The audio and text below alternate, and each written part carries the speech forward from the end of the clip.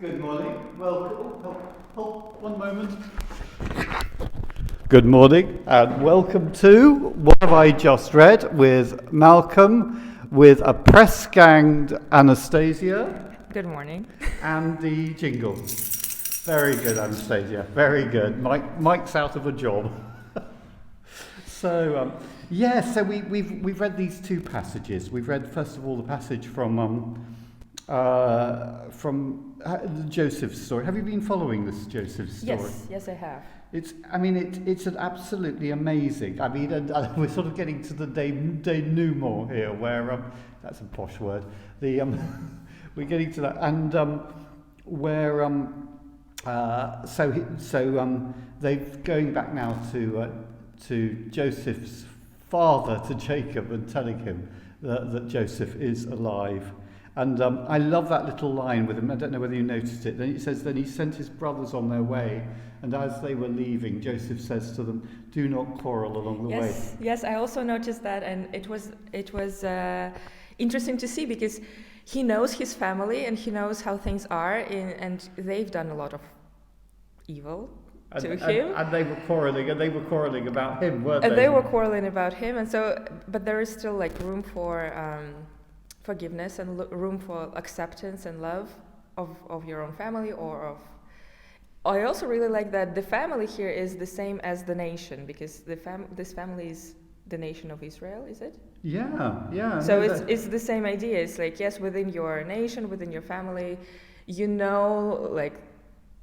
brothers are going to quarrel, and you don't reject them for it. You just try and do some good in the situation. Yeah, that's great. Yes, and then we move on to the Hebrews passage, which is a little bit more complicated. I mean, here the writer to the Hebrews quotes Psalm 95 about not hardening your heart when you hear God speaking to you, and it's a real sort of stress on not being disobedient. And he warns them. That today, if you hear the message, don't be disobedient.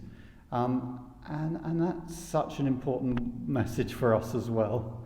And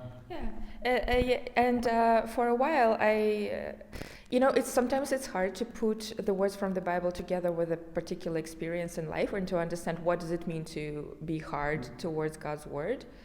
And I think it's the most tempting to do that when things don't go the way you thought God wanted for you, which basically means the way you want it for yourself. Mm-hmm. And then it's tempting to say that, so God isn't good after all, but that's when the challenge comes to still accept his good and to not be hardened against him. That's right. And it is. And I mean, the problem was the Israelites here. They did rebel against God. And the wilderness was a time of tempting. We're actually looking at that on Sunday. It was the time of testing and it is a time of testing. I guess for many of us now at the moment it's a time of severe testing. And it's a time particularly when we need to hear what God is saying and need to hear what he's saying to us and be obedient. So thank you. I didn't see who that comment was, but it was somebody who said they were very pleased to see you here. Thank you. I'm not as colorful as Mike, but I am trying, and it's nice. Lovely. Well, bless you. Have a wonderful day, and I hope to see you in person on Sunday. If not, we're back. I'm back on Monday. Bless you. Thank you, Vera.